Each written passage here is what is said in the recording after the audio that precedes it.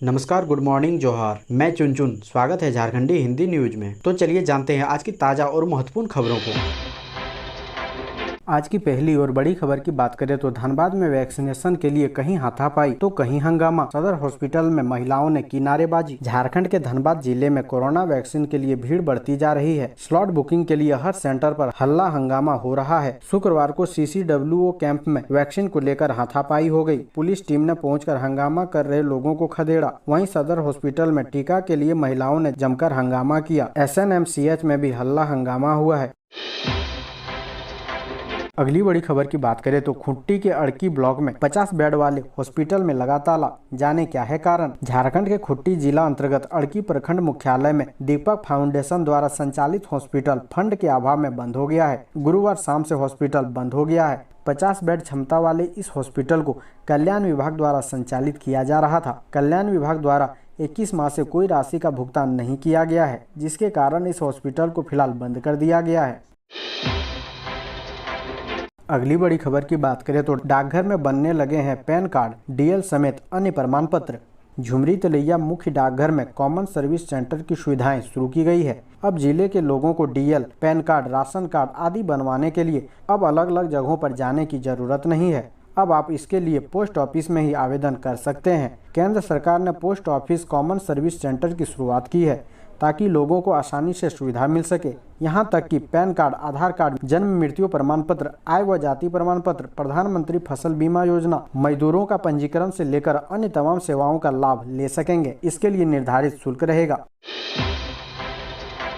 अगली बड़ी खबर की बात करें तो कमजोर पड़ा झारखंड में मानसून, लेकिन कल से इन जिलों में बारिश का है अनुमान। वैज्ञानिकों ने दी किसानों को ये सलाह। मौसम विभाग के अनुसार झारखंड में मानसून कमजोर पड़ गया है। हालांकि राज्य के कुछ इलाकों खासकर डाल्टनगंज, गढ़वा, चतरा, गिरिडीह, दुमका, साहिबगंज व पाकुड़ में 17 जुलाई को आकाश में बादल छाए रहेंगे तथा मध्यम दर्जे की बारिश होने की संभावना है। रांची में भी आकाश में बादल छाए रहने के साथ हल्की बारिश हो सकती है। केंद्रीय मौसम विभाग के वैज्ञानिक उपेंद्र श्रीवास्तव ने बताया कि यही स्थिति 18 व 19 जुलाई को भी रह सकती है। कुछ जगहों पर हल्की बारिश व वज्रपात की संभावना है। गुरुवार को रांची में तेज धूप से लोग परेशान रहे। दोस्तों, अभी तक वीडियो को लाइक नहीं किए हैं तो कृपया करके लाइक जरूर करें। अगली बड़ी खबर की बात करें तो अनाथ बच्चों को प्रत्येक माह दिए जाएंगे 2000 रुपए। इस योजना के तहत उपलब्ध कराई जाएगी सुविधा। झारखंड बाल परियोजना यानी स्पॉन्सरशिप योजना के तहत वैश्विक महामारी कोविड-19 व अन्य बच्चों के परिणाम स्वरूप गुमला जिले में अनाथ हुए बच्चों के बीच गुरुवार को उपायुक्त गुमला शिशिर कुमार सिन्हा ने खेल सामग्री, खिलौने, लेखन सामग्री, पुस्तक, पुस्तिकाओं व प्रमाण पत्र का वितरण किया। इस दौरान उपायुक्त ने प्रभावित बच्चों के अभिभावकों से मुलाकात कर उनसे बच्चों के पालन पोषण, शिक्षा व्यवस्था की संपूर्ण जानकारी प्राप्त तथा किसी भी प्रकार की समस्या होने पर जिला प्रशासन को निसंकोच अवगत कराने पर बल दिया है। साथ ही जिला प्रशासन द्वारा ऐसे बच्चों को देखरेख के लिए हर संभव सहायता प्रदान करने का आश्वासन देते हुए बच्चों का उत्साह वर्धन किया है।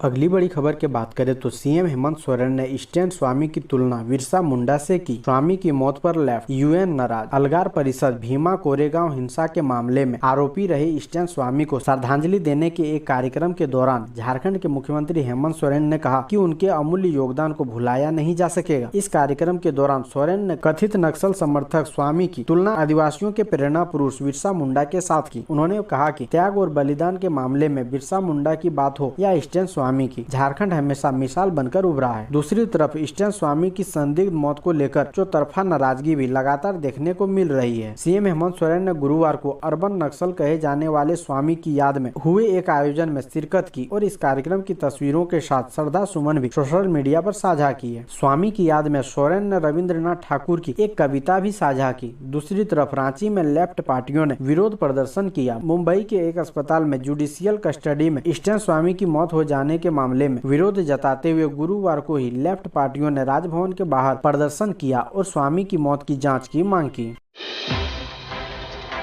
अगली बड़ी खबर की बात करें तो नई दिल्ली के झारखंड भवन पहुंचे स्वास्थ्य मंत्री बन्ना गुप्ता आज अग्रोहा धाम में अग्रवालों की कुलदेवी के मंदिर का करेंगे शिलान्यास। हरियाणा के हिसार जिला स्थित अग्रोहा धाम में अग्रवालों की कुलदेवी अधलक्ष्मी व अष्टलक्ष्मी का विश्व स्तरीय भव्य मंदिर बन रहा है। इसका शिलान्यास समारोह 17 जुलाई को है, जिसमें स्वास्थ्य मंत्री बन्ना गुप्ता विशिष्ट अतिथि के रूप में आमंत्रित किए गए हैं। इसका अनुष्ठान में शामिल होने के लिए स्वास्थ्य मंत्री पत्नी सुधा गुप्ता व पुत्र मयंक गुप्ता के साथ गुरुवार को राजधानी एक्सप्रेस से अग्रोहा रवाना हुए थे। इसी क्रम में बन्ना गुप्ता शुक्रवार को नई दिल्ली पहुंच गए। फिलहाल वे वहां झारखंड भवन में हैं, जहां उनके साथ पूर्वी सिंहभूम जिला अग्रवाल सम्मेलन के अध्यक्ष संतोष अग्रवाल, उपाध्यक्ष मुकेश मित्तल अग्रवाल, सम्मेलन के प्रदेश प्रवक्ता कमल किशोर अग्रवाल व कोल्हान प्रखंड के अध्यक्ष वरुण बरकेवाल भी हैं। अगली बड़ी खबर की बात करें तो रांची में बिना नक्शा वाले 5000 आलीशान मकानों पर कार्रवाई की तैयारी। आरआरडीए ने बनाई लिस्ट। रांची क्षेत्रीय विकास प्राधिकार ने बिना नक्शा वाले निर्माण कार्य के विरुद्ध कार्रवाई की शुरुआत कर दी है। आरआरडीए के रडार पर आलीशान मकान से लेकर बैंक्वेट हॉल, गोदाम, वेयर हाउस शामिल है। इंजीनियरों की 2 टीम विशेष रूप से ऐसे निर्माण स्थल को चिन्हित कर उन्हें नोटिस देने में जुट गई है। बिना नक्शा वाले निर्माण में सीएनटी की जमीन से जुड़े मामले ज्यादा हैं। जानकारों की माने तो अगर निष्पक्ष तरीके से आरआरडीए ने कार्रवाई की तो कम से कम 5000 बिना नक्शा वाले निर्माण और उनके मालिकों का नाम सामने आना तय है।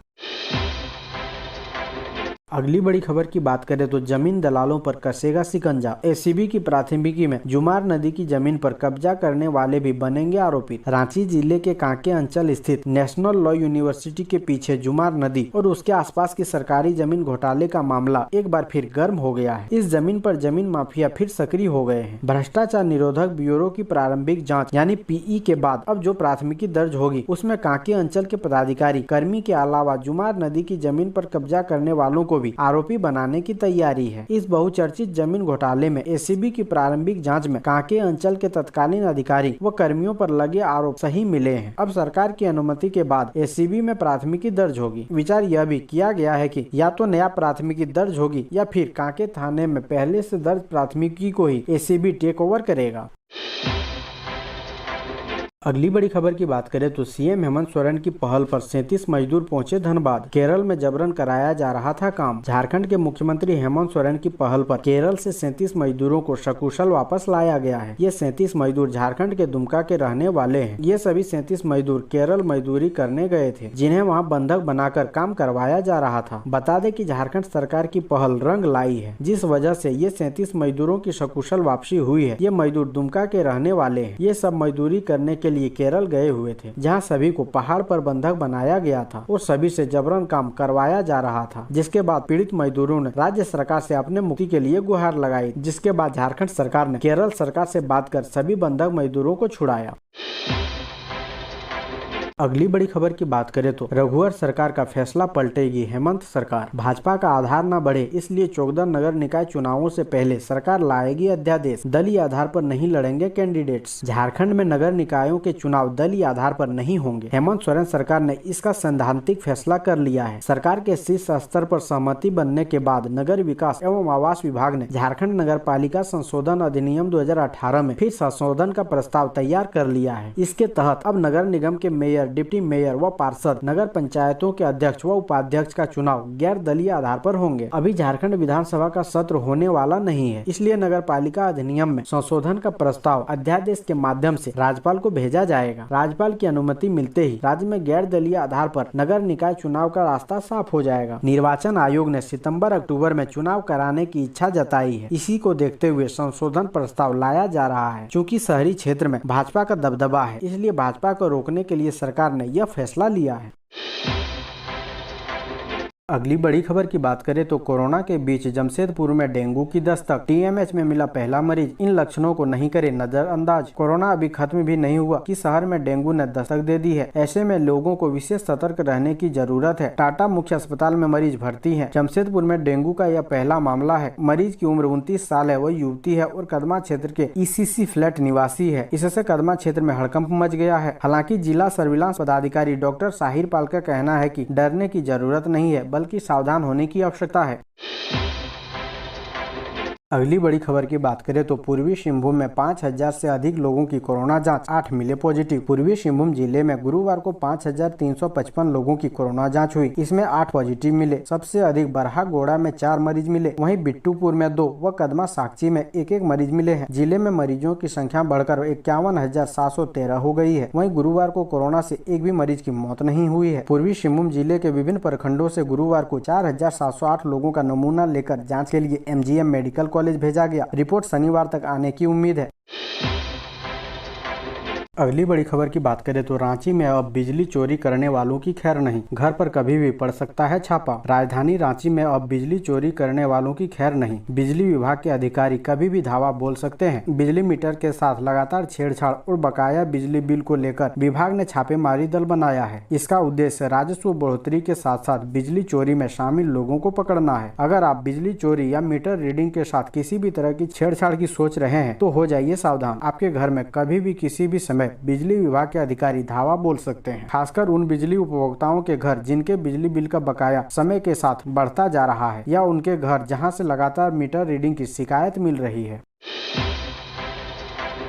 अगली बड़ी खबर की बात करें तो अब बाबा धाम के प्रसाद की होम डिलीवरी करेगा डाक विभाग। मंदिर ट्रस्ट और डाक विभाग के बीच हुआ करार। 12 ज्योतिर्लिंगों में एक देवघर में स्थित वैद्यनाथ धाम के प्रसाद के लिए अब बाबा नगरी जाने की जरूरत नहीं पड़ेगी। अब चाहे तो उसे घर बैठे भी मंगवा सकते हैं। डाक निरीक्षक संजय संगम के अनुसार इसके लिए डाक विभाग और मंदिर ट्रस्ट ने मिलकर योजना बनाई है। आने वाले समय में होम डिलीवरी शुरू कर दी जाएगी। प्रसाद पाने के लिए आपको मंदिर ट्रस्ट की वेबसाइट पर ऑनलाइन आवेदन करना होगा। 48 घंटे से 72 घंटे के भीतर डाकिया प्रसाद लेकर आपके घर पहुंच जाएगा। प्रसाद में पेड़ा के अलावा भभूत व बेलपत्र भी रहेगा। डाकिया को भुगतान कैश ऑन डिलीवरी करने का प्राविधान होगा। डाकघर उस राशि को ट्रस्टी के खाते में जमा कर देगा। 1 किलोग्राम या इससे अधिक प्रसाद की बुकिंग करा सकते हैं। प्रसाद की गुणवत्ता उच्च स्तर की होगी।